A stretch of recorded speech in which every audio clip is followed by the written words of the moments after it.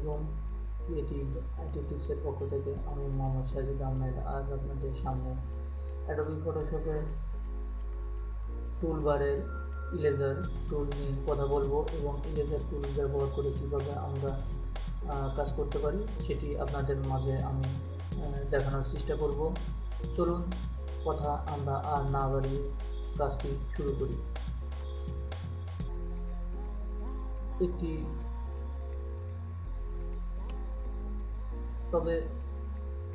একটি কথা না বললেই নয়, আমরা ইরেজারটি আমরা যখন ছোট ছিলাম তখন এই ইরেজার ব্যবহার করতাম, পেন্সিল দিয়ে আঁকানোর পরে সেটি আমরা মুছতাম। সেরকম এই ইরেজার টুলটি ব্যবহার করা হয় আমাদের অ্যাডোবি ফটোশপ সিসি প্লাস যে কোনো ডিজাইনের ক্ষেত্রে আমরা কিছু মোছার জন্য এই ইরেজারটি ব্যবহার করতে পারি। এবং এই ইরেজারটি ব্যবহার করে আমরা কিভাবে কাজ করতে পারি তা দেখুন। মনে করুন এই ব্যাকগ্রাউন্ডটি আমরা এখন মুছে ফেলব এবং এই অবজেক্ট ইমেজটি রেখে দেব। চলুন দেখে নিই কীভাবে। তবে একটি বিষয় আপনাদের জানতে হবে, সেটি যখন তাই আমরা কিবোর্ড থেকে শুধু ডিতে চাপ দিলে দেখুন আমাদের হোয়াইট এবং ফোরগ্রাউন্ড কালার ব্ল্যাক হয়ে গেছে। এবার আমরা মুছলে দেখুন এই কালারটি পুরোটা হোয়াইট হয়ে যাচ্ছে।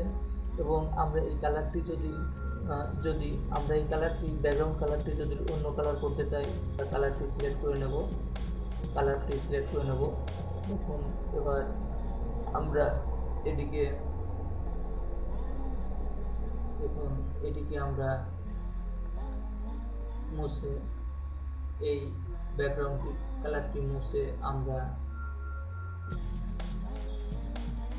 অন্য একটি ব্যাকগ্রাউন্ড কালার ব্যবহার করতে পারছি। এভাবে আমরা ইরেজারের কাজটি করতে পারি এবং আমরা অন্য একটিভাবে এই ইরেজারের কাজটি করতে পারি। সেটি দেখুন এখানে কুইক সিলেকশন নামে একটি টুল।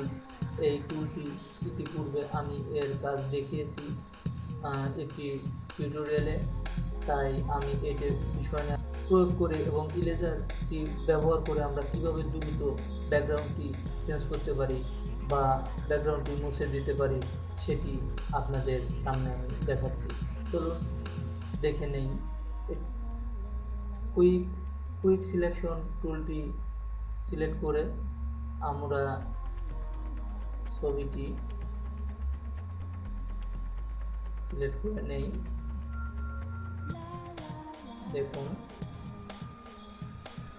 যেটুকু আমরা সিলেক্ট হয়নি সেটুকু আমরা ঠিক মতো সিলেক্ট করে নেব।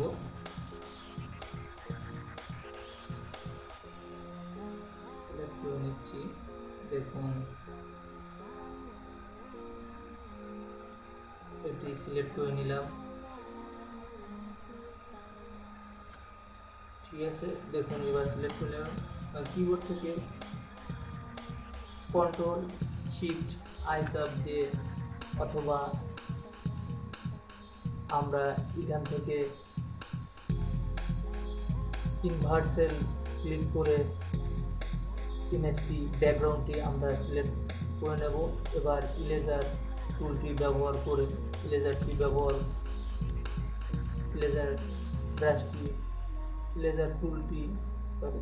টুলটি বড় করে নেই। এবার দেখুন অতি সহজে আমরা এই কাজটি করতে পারছি। দেখুন অতি সহজে আমরা অল্প সময়ের মধ্যে ব্যাকগ্রাউন্ডটি চেঞ্জ করে ফেললাম। এভাবে আমরা ইরেজার টুলটি ব্যবহার করতে পারি এবং ব্যবহার করব। আশা করি আপনাদের এই ভিডিওটি একটু হলেও ভালো লেগেছে বা একটু হলেও শিখতে পেরেছেন ইরেজার টুলটি কিভাবে ব্যবহার করতে হয় এবং ইরেজার টুলটি ব্যবহার। ক্রিয়েটিভ আইটি টিপসের নতুন ভিডিও পেতে সাবস্ক্রাইব করুন, শেয়ার করুন, লাইক করুন। সবাইকে ধন্যবাদ।